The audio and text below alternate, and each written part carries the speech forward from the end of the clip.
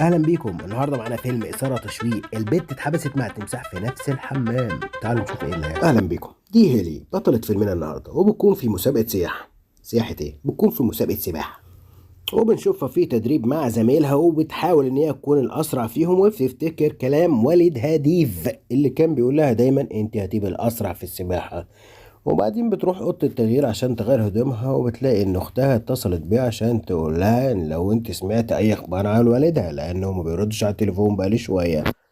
وبتقول لها برضه اختها ان هي حاولت تحذر والدها ان هو يسيب المكان ويهرب عشان خاطر الاعصار المدمر اللي جاي للمنطقه، ولكنه مش بيرد على وهي قلقانه عليه. وبتحذرها اختها وتقول لها ان بابا لازم يسيب البيت ويمشي لان في مشاكل في المنطقه وبابا ما بيردش على التليفون. وبتقول لها اكيد والدنا بخير ان شاء الله، انا هروح واطمن عليه بسرعه قبل ما الاعصار يضرب المنطقه.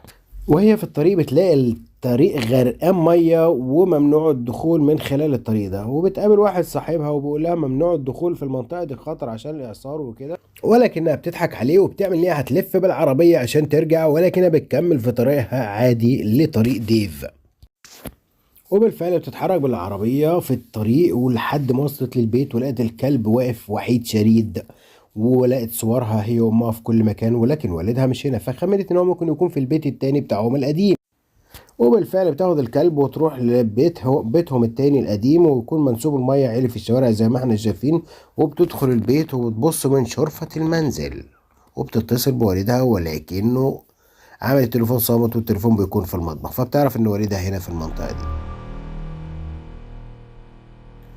وبعدها بتسمع صوت الكلب جاي من ناحية بدروم البيت، فبتروح على البدروم على أمل إن هي تلاقي والدها، وبتنزل تدور عليه، ولكن الكلب بيرفض إن هو ينزل معاها. وطبعا مشغلة الكشاف بتاع الموبايل عشان خاطر الكهرباء قطع في المنطقة كلها عشان مية، ولكنها بتحس إن في حاجة بتتحرك وراها، وبتلاقي آثار دم على الماسورة، فبتخاف إن ممكن يكون حاجة حصلت لديف. وفي لحظة بتلاقي والدها مرمي قدامها، وبتطمن عليه وبتلاقيه إن هو لسه عايش ولكن مصاب جامد.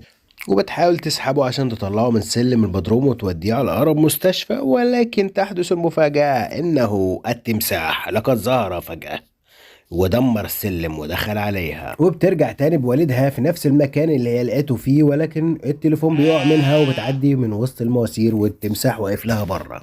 وبيفضلوا متحاصرين والتمساح مراقبهم لحد ما ديب بيفوق من الإغماء. بتطمن عليه وبتسأله يا بابا هو التمساح وصل هنا ازاي؟ فبقول لها من البحيرة اللي جنبنا، أكيد وصل من المواسير والمجاري القديمة اللي عندنا، ولما نزلت أطمن على المواسير عندنا في البدروم هجيبني التمساح. وهنا بنلاقي ان التليفون هيلي بيرن، فبتحاول ان هي توصل اليه وبتقول لباباها اتكلم معايا في اي حاجة عشان ما يغماش عليه.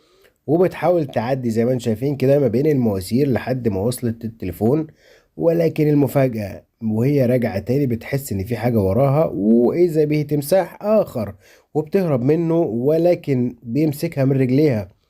وكده في تمساحين يا جماعة في المنطقة، فبتحاول وبيخبطها جامد زي ما انتم شايفين كده، ولكنها بتحاول تهرب منه في حتة ضيقة كده، حتة بعيدة عن والدها، ولكنها اتصابت في رجليها.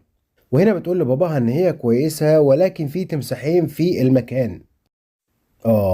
العاصفة بتزيد والمطر بيزيد وكده، البدروم نزل فيه مية كتير والمية فيه بتزيد، وبيفكروا ان هم لو فضلوا على الوضع ده يا اما هيموتوا من التماسيح يا اما هيموتوا غرقانين.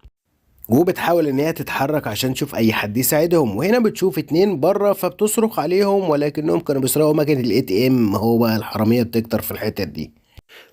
وواحد منهم بيشوف ان في ضوء طالع من البيت اللي قدامه ده اللي هي من هيلي، وبيحاول ان هو يتأكد منها، ولكن التمساح كان بيشقلط زميله التاني.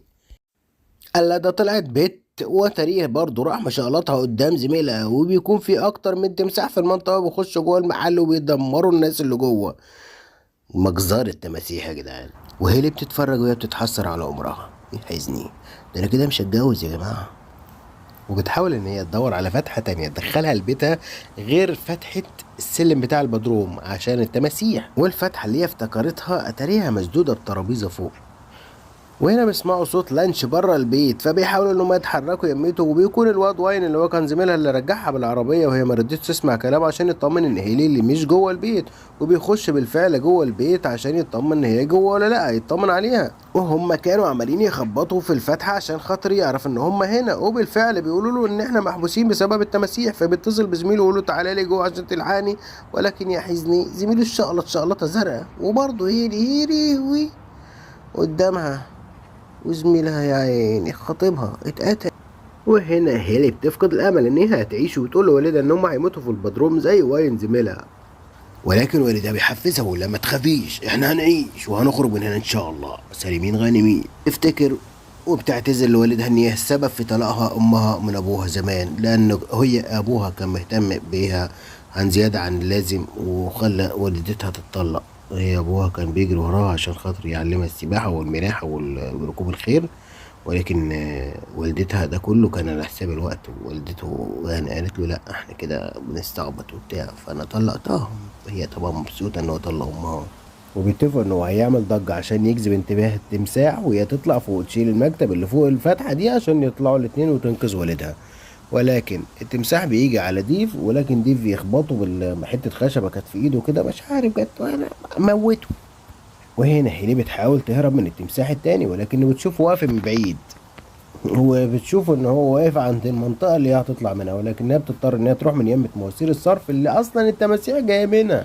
وبتلاقي نفسها ان هي في وكر التماسيح نفسه، وان في تمساح جاي يمتها، ولكنها بتقف ثابته في مكانها عشان خاطر ما ياخدش باله منها. وهنا بتلاقي جثه شرطي ومعاه مسدس، فبتاخد المسدس وبتدور على التمساح لحد ما بيجي ويمسك في ايديه زي ما انتم شايفين، ولكن بتضربه بالنار لحد ما موته. وبتطمن والدها ان هي كويسه، وبتكمل خروج من المكان عن طريق المواسير.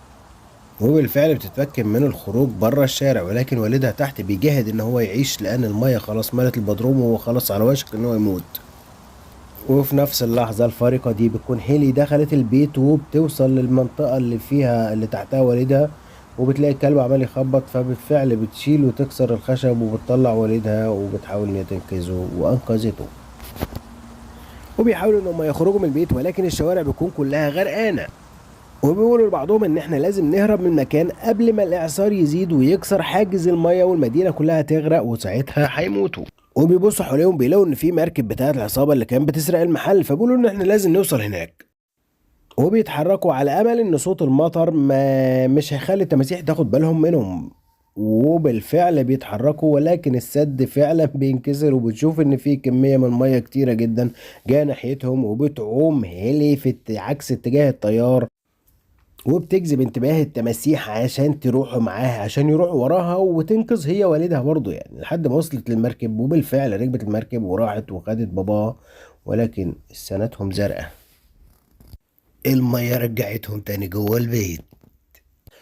وكل واحد فيهم راح في حتة، وبيحاولوا الاتنين ان هما يطلعوا فوق سطح البيت، فطبعا دي وقع في المطبخ، والتاني بيحاول يطلع برضه على السلالم اهوت، وبيحاول وبيعافر، وبيلاقي شنطة فيها حاجات بتنور عشان ينور نفسه، ولكن التمساح بيجي وبيهجم عليه وبيخلع كتفه، وبتجيله هيلة عشان تساعده، ولكن التمساح هنا بينطلق يمتها، ووالدها بيصرخ عليها اهرب بسرعة، وهي بتدخل جوه الحمام، ولكن التمساح بيحاول يدخل وراها، ولكن التمساح أقوى منها ودخل وراها الحمام، وجريت ودخلت أوضة الدش وقفلت على نفسها باب أوضة الدش. وهنا هيلي بتتحبس مع التمساح في نفس المكان وهو الحمام، وبتفتح الباب عشان التمساح يخش جوه. بالفعل دخل جوه، وهي نطت من فوق الباب وقفلت الباب على التمساح.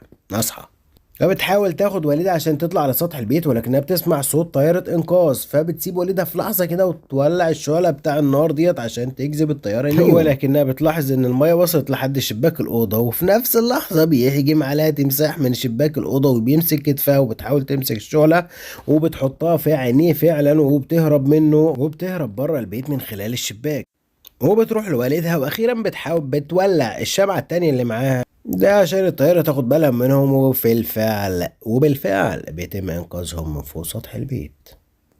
إذا عجبك الفيديو لا تنسى الاشتراك وعمل لايك لذيذ والاشتراك ودعمنا بالقناة والكلام ده كله، والسلام عليكم ورحمة الله وبركاته. بنقدم مسلسلات وملخصات